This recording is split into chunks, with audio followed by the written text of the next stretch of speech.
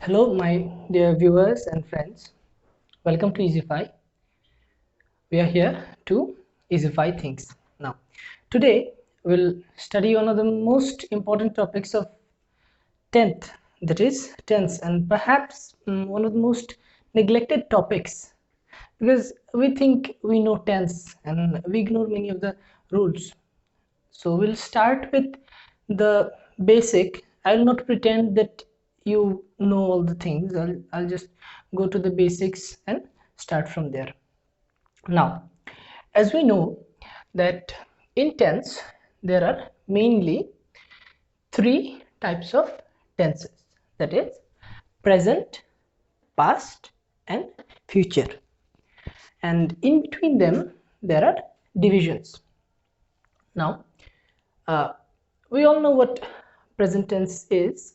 Present tense, anything that happens in the present time, that is present tense. And past tense, anything happening in the past, means that which has happened. And a present is that which is happening or that which happens, and future is that which will happen in the time to come, or that which we call in the future.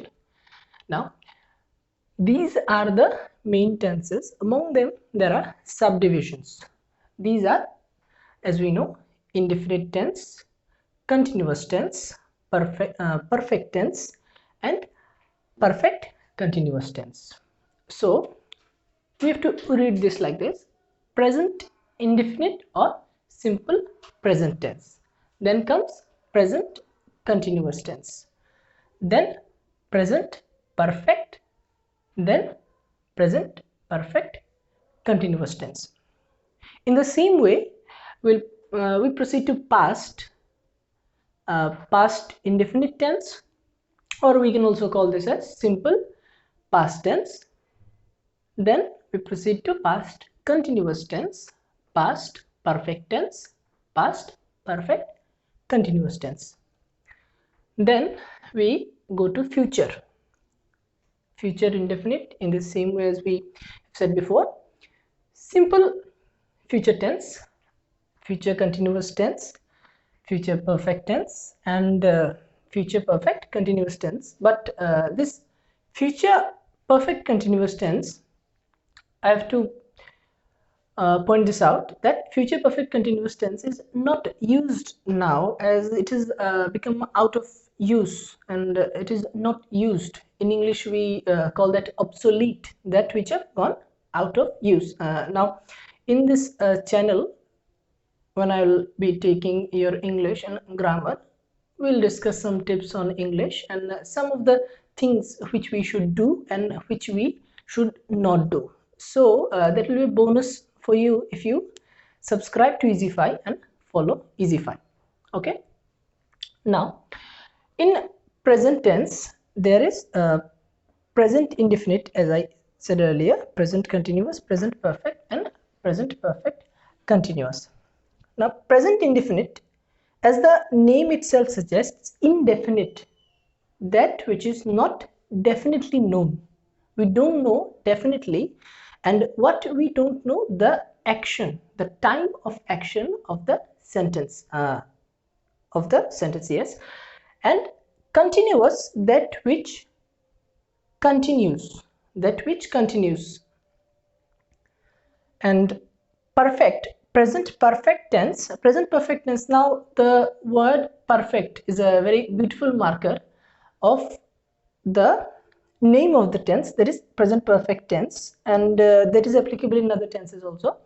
Perfect means when we complete a particular action, and then and there we make a statement or we make a sentence, then we call it present perfect tense. Like if you've gone somewhere and somebody has rang you up and asked you, have you gone there, and you are saying, I have gone. So in that sense this is present perfect tense.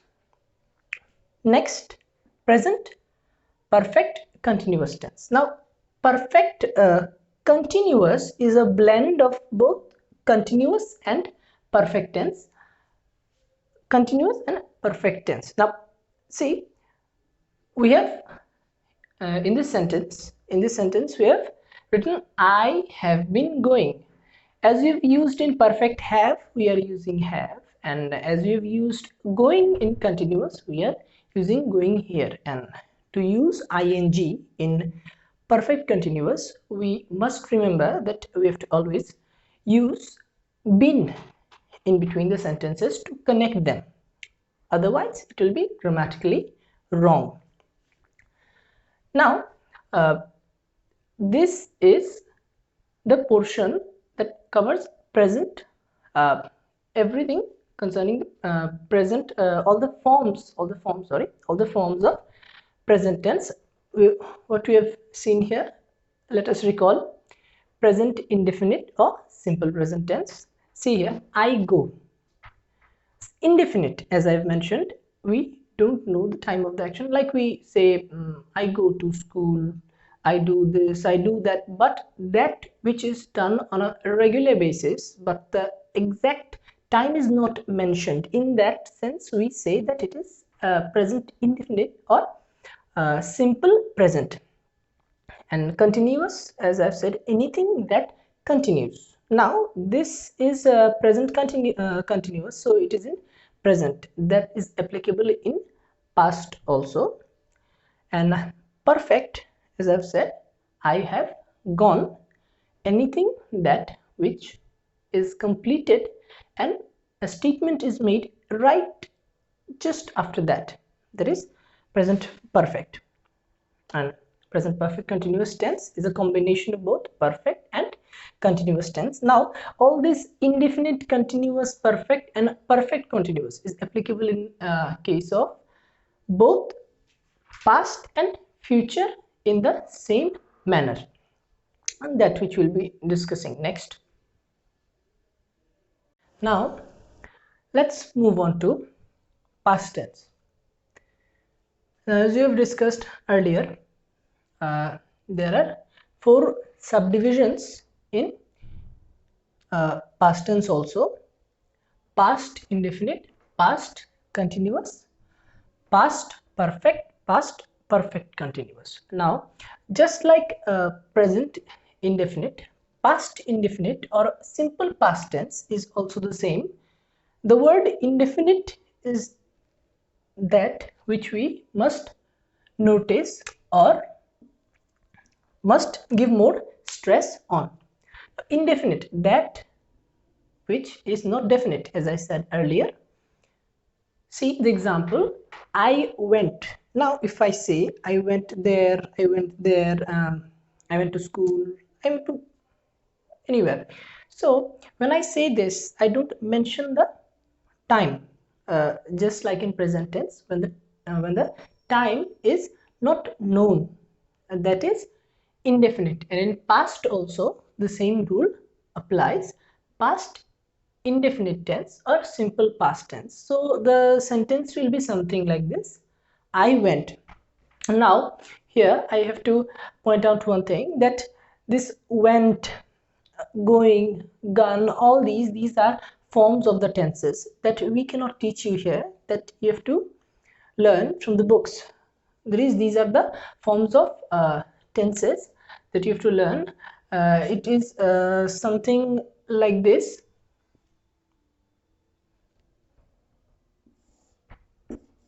go, went, gone. It goes something like this. So go, we know this is present form, this is past, and this gone is past participle form. Past participle form. So these you have to learn, and just to identify the sentence we have to see this, that I went. We have to just see the form of the verb. Now here it is went, it may be something else, it may be run, ran, it may be eat, sentences like these. verbs like these. Next, let's move on to continuous. Past continuous tense. Past continuous, see the structure of the sentence. It will be something like I was going. Now you have to also know here that what type of helping verbs we use with the subject. That may be a noun, that may be a pronoun. Here I've used I, that is a pronoun, not a noun. And with singular, we know that we use was and not were. Same thing happens in present tense also. If that is present continuous, we will use is. If here it is singular, it will be I am going. If here the subject is singular, and if the subject becomes plural, it will be something like this: they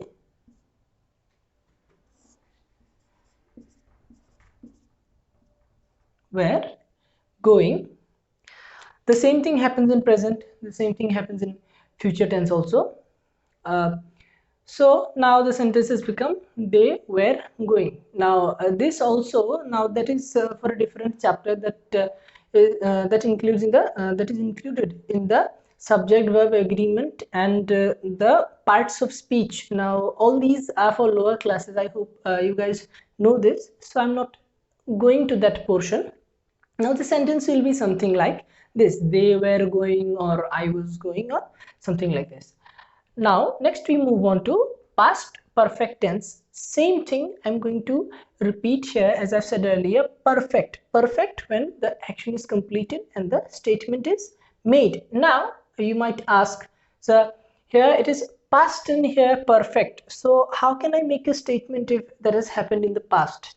Now remember this, when we are talking about past, that means it is in the past. When you make a statement in the past, you talk about it in the past, that which you have completed in the past, and we're talking about it in the past or have just completed an action. So basically that action goes in the past, like I had gone. When you have gone somewhere, I'm now talking the present tense, when you've gone somewhere, imagine that that is finished, and now you have come from there, and you have come home and you are talking about it. What will you say? I had gone.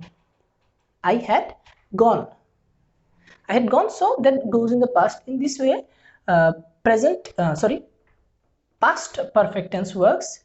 In present we use have or has, but in past it is a bit easy because we have to use only had, only one helping verb, that is had. I had gone.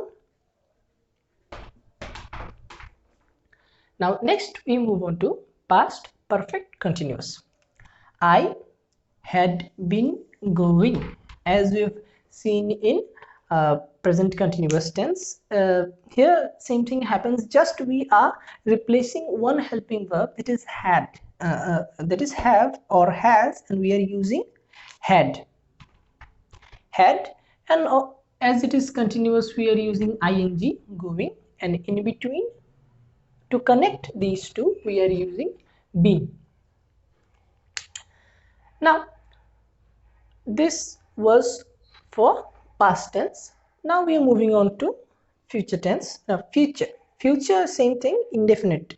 Anything happening in future, that will happen in future, but the time of that is not known or not mentioned. Like if you say I will go to school, that's a very basic example.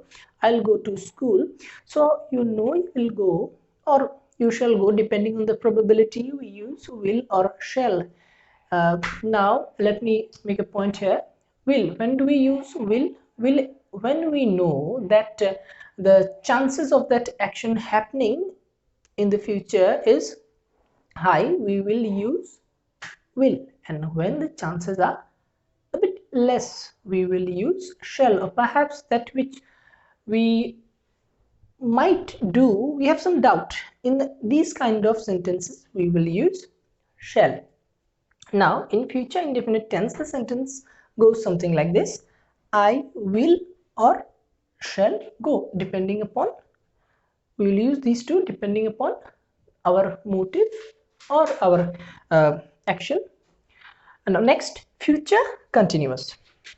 Future continuous, I will or shall be going. Now as we have seen in previous perfect continuous example, when we are using going we must use a connective in between, and the same thing applies here. If we are using shall or will and using going at the same time, we must use be in between, or else it will be grammatically incorrect. Okay, so future continuous goes something like this: I will or shall be going. I will be going if the chances are high, the probability is more, and I shall be going if the chances are a bit less, and or if we know that we may be doing it or may not be doing it. Next comes future perfect tense. Future perfect tense. Now as I've said many times earlier, future perfect tense, perfect anything that which has happened and a statement is made on that. I will have gone. I will have gone. Now anything I will have gone, this statement when we say in future that at that particular time I will have gone there, in Hindi maybe we say something like this, that मैं वहाँ जाऊंगा, something like that. So I will have gone by this time, at a particular time, you know that at a particular time in future you will have gone there. So in that kind of situations we make these statement, that is future perfect sentence. Such kind of sentences that are in future perfect, we make these kind of future perfect statements. Now we've summed up an outline, or this was just an introduction of the kinds of sentences. This is just to know what or how the sentences in tenses are arranged, to give you a better idea of how give you a better idea of how tense works, or what is the structure of sentence. We'll move on to our next portion. Now let's move on to our next topic, and the main topic, earlier it was just an introduction to give a better idea of what we are going to do, and just so that you can have a predetermined knowledge of what tense is and all that. Now what we will start is tense using conditionals or connectives. Now we know, we have been taught many things in school, but the thing is we are not able to identify with what we are taught. We have seen sentences with if, but if we are asked what that is, we might not know that. So today we'll start with this tense using conditionals, and that is also called connectives. Tense using conditionals or connectives. Now when we are talking about conditionals, we must know that there are two type of conditions. One is open, another is rejected. Now what is open condition and what is rejected condition? Now that is a very self-explained definition from these two names itself. Open, when the condition is open to other people's proposal, and rejected when we know that the condition has been rejected. Now we've known about condition, and next we move on to formula or rule for clause based condition. or now there is not much difference between clause and condition. Clause and condition both are same, kind of same. Clause is a part of a conditional statement. There may be two, there may be three, depends on the sentence. Generally we get two. In exams, what you all are going to get, you will get two clauses in a conditional sentence. Now the first formula that we are talking about is this one, if and main. Now as I have told earlier, there will be two clause. One is if clause, another is main clause. Now what is if clause? In a sentence, there will be two parts. The part in which there will be if, that will be if clause, and the part that will be the main focus or the main clause without which the sentence cannot be made or the condition cannot be completed is the main clause.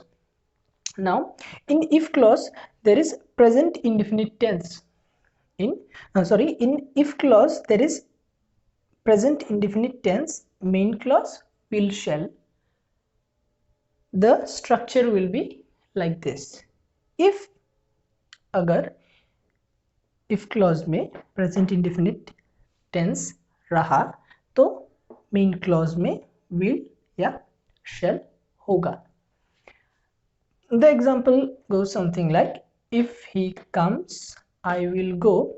Now generally in a conditional sentence you'll get a comma, and the sentence will read like this, if he comes. Now one part will be like this. That is where our formula comes to use.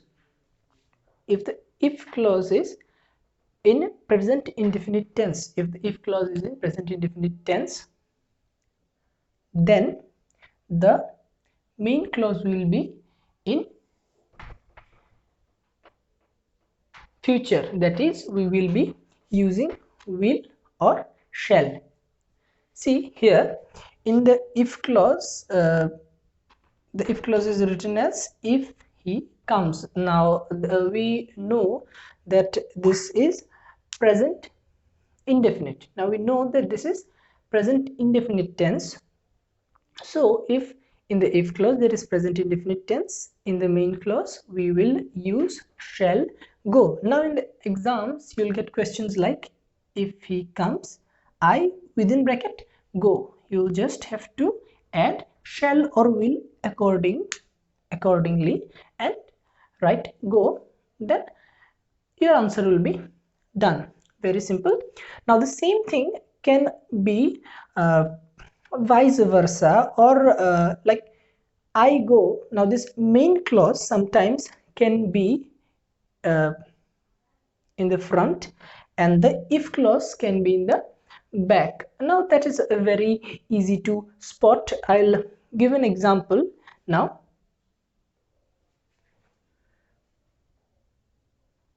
Next example. The next example is given here. She will not go if it ring. As I've mentioned earlier, in exams you'll be getting questions like this and you'll just have to correct the whole sentence and give the changed part of the sentence of this verb.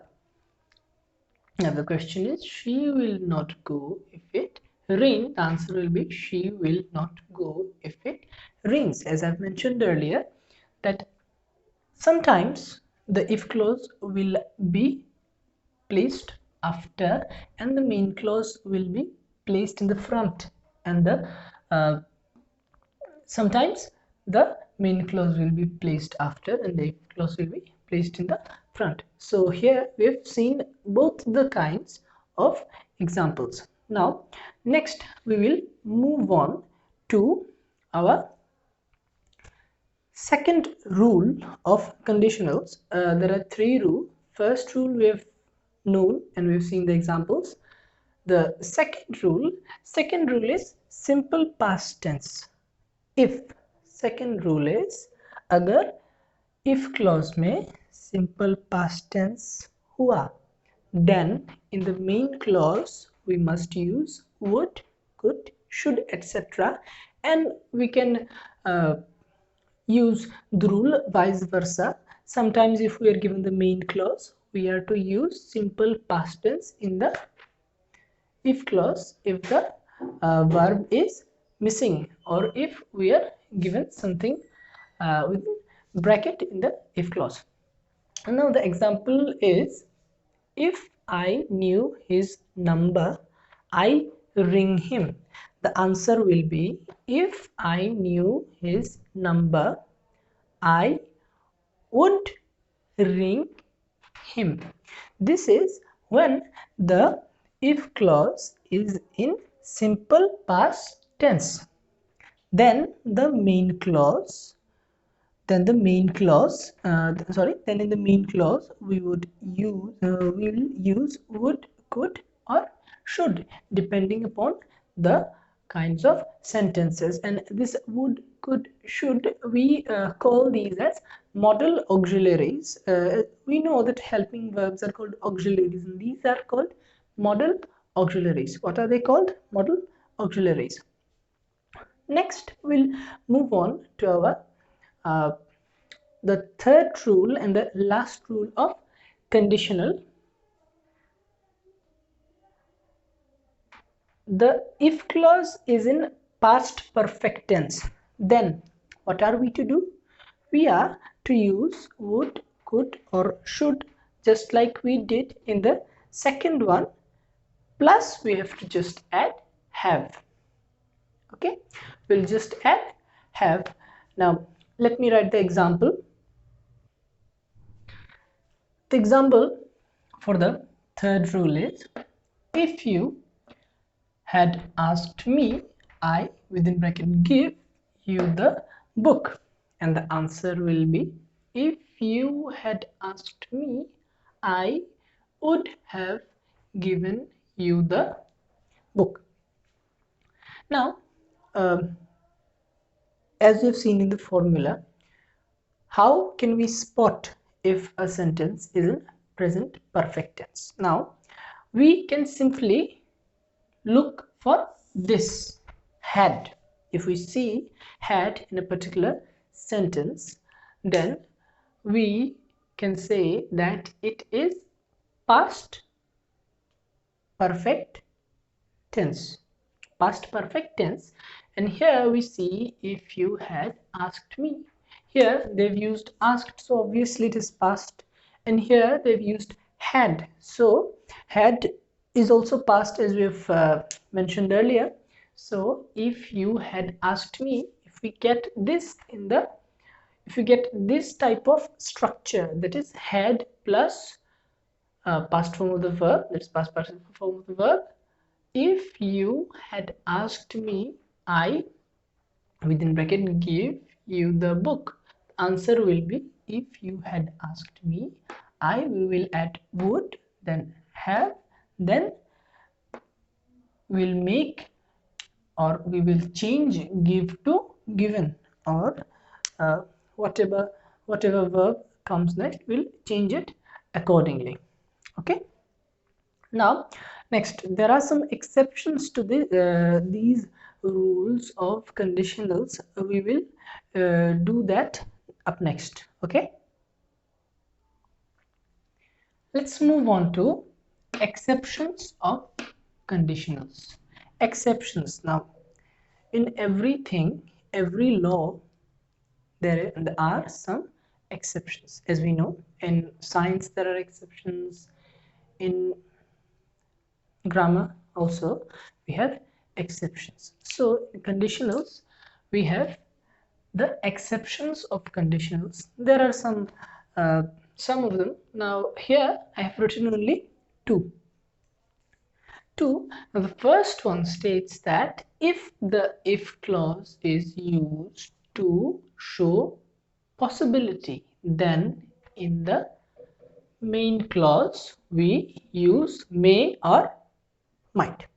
Okay, we use may or might. Now, how do we spot if that is a possibility? That is very easy. If we look at this sentence, if it rains. Now, earlier we've written if it rains, but the word heavily was not used. Here we have used the word heavily to show possibility. So in a sentence, if we get these words heavily, probably, then we have to follow this rule and we have to use may or might in the main clause. Here, let's see, if it rains heavily, I within bracket stay in, and the answer is if it rains heavily, I may or might stay in. Okay, I may or might stay in. Now, may or might depends upon us to be used. That is, the person who is making the statement or the person who is making the sentence, it depends upon his motive. Depends upon his motive. You may use may or you may also use might in its place. It will not matter. Now, let's move on to second exception. If the if clause is used to show permission, then in the main clause we use may. Now, earlier when possibility was shown, we used may, might, but if only permission is shown, we must not confuse this. Okay, if only permission is shown, then we have to use only may. All right, the example is if you wish. Now, how do we know if they are used to show permission? See here, what does the rule state? The rule states that if the if clause is used to show permission, then in the main clause. Okay, let's leave that. If the if clause is used to show permission, if the if clause is used to show permission, how do we know this is being used to show permission or this is showing permission? If you wish, if you wish. Now, when we say or when we ask somebody if you wish, we are asking for permission. So we can understand that this if clause is evidently or obviously showing permission. So here we use may do. So the full sentence will be if you wish, he may do it. Sentences of this type uh, we must change with very much caution. We must not haste. Okay, now we'll move on to our next rules. Let me write them. Okay,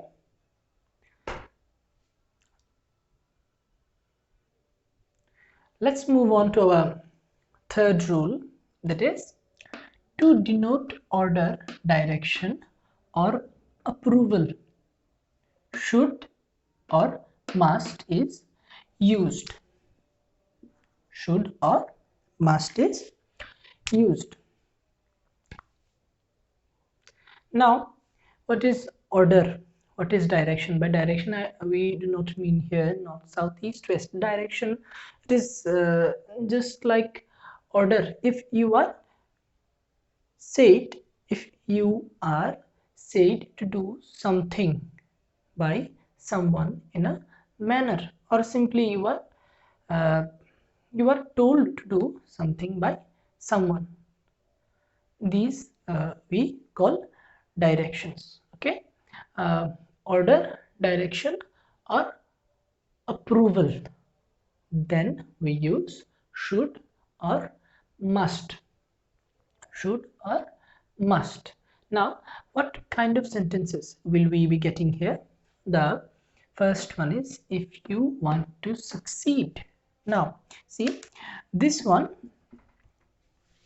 says if you want to succeed, you labor hard. This is asking for your uh, approval, or simply we can say that not approval, sorry, direction. This is giving you direction that if you want to succeed, you labor hard. So it will be changed to must labor. Now, how do we know where we should use must and where we must use should? That we will have to read the sentence as and find out. If you want to succeed, you must labor hard. Generally, some of the things in grammar we must read a lot, newspapers and all the things, so we'll get a general idea of how these sentences are. These are not things we generally get in tense also. We may not get all these, so usually or generally. So if you want to succeed, you labor hard will change this to you must labor hard. You know, in classes when teachers say if you want to pass, you must work hard. So that kind of sentence we have to read and we have to understand. Now, second example, if you find time, you ring me.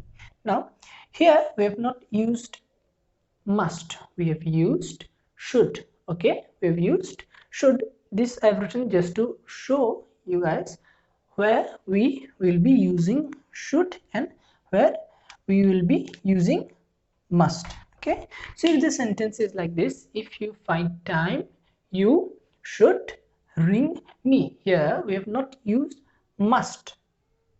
That is not a necessity. See, where necessity comes, that is must, and where you should do it, but it is not a necessity, we can use should. You have to ring somebody up, that is not a necessity. If you find time, see the sentence, if you find time, you must ring me. Here we will not use must, that will be wrong. We will use should because that is not a necessity. When it is an absolute necessity, we will use must. Okay, and next we'll move on to the third law. Okay, sorry, not third law, earlier I said third law. We will move on to the fourth law. In the fourth law, I will not be writing the rule here because the fourth law is the most easy, most most easiest in all of these exceptions. If now we know that universal truth and habitual action, universal truth, that which is universally accepted as true, that is universal truth, and habitual action, that which we do every day. For example, somebody may go to morning walk every day, somebody may exercise daily, or things of these sort. So if the sentence expresses a universal truth, okay, if the sentence expresses an universal truth, like this one, if the sun rises in the east, that is, if in the if clause there is universal truth, then in the main clause we will not follow the earlier rules. We will simply change the verb to present indefinite tense. Okay, present indefinite tense, because as it is universal truth, we should not change its tense and maintain that. So we will be writing it in present indefinite tense. So the answer will be like this: if the sun rises in the east, it sets in the west. See, it will be same. Okay, the most easiest, and this one was the last exception of conditionals. Now there is another part in conditional showing wish, conditional showing wish. Here are three rules that we have to know. The first one is, if we wish to be the entire thing, we use where. We use where. The question will be something like this: if I be a king, if I be a king, then the answer will be if I were a king. Now, why did we write were here?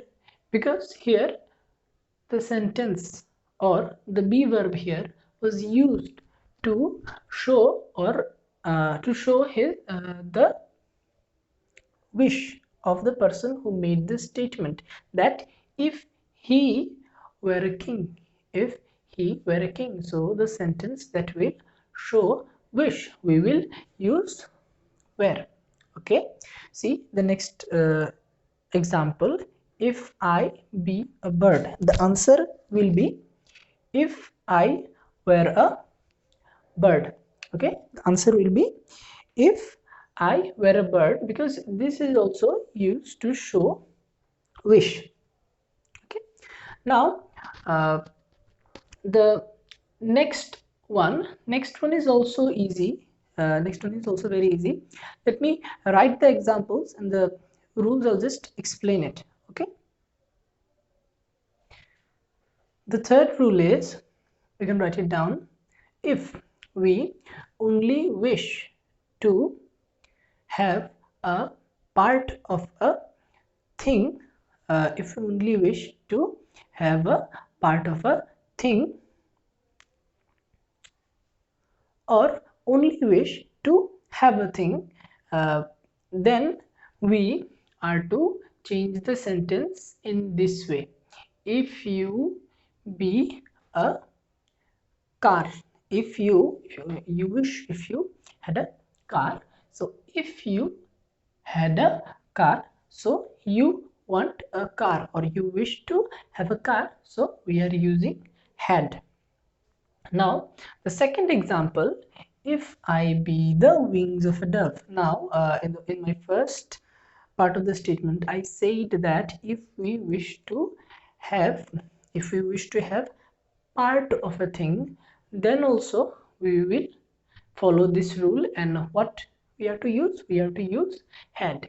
If I be the wings of a dove, the answer will be if I had the wings of a dove. Okay, if I had the wings of a dove. Here the person who has made this statement is saying that he if he could have the wings of a dove, so we are using had, that is wishing to have part of something. Okay, the third rule is, if again you can write it down: if we wish to do something impossible, if we wish to do something impossible, then we should use could.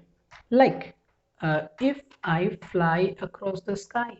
Now we know we cannot fly across the sky, fly in the sense, not in aeroplane. The person who has made this statement, fly means fly like the bird. If I could fly across the sky, so the answer will be if I could fly across the sky. Could here shows that if he could do it, but he cannot, that is why we are using could. And in sentences of this type, where we wish to do something impossible or near to impossible, that cannot be done, or impossible, sorry, seems impossible, we will use could.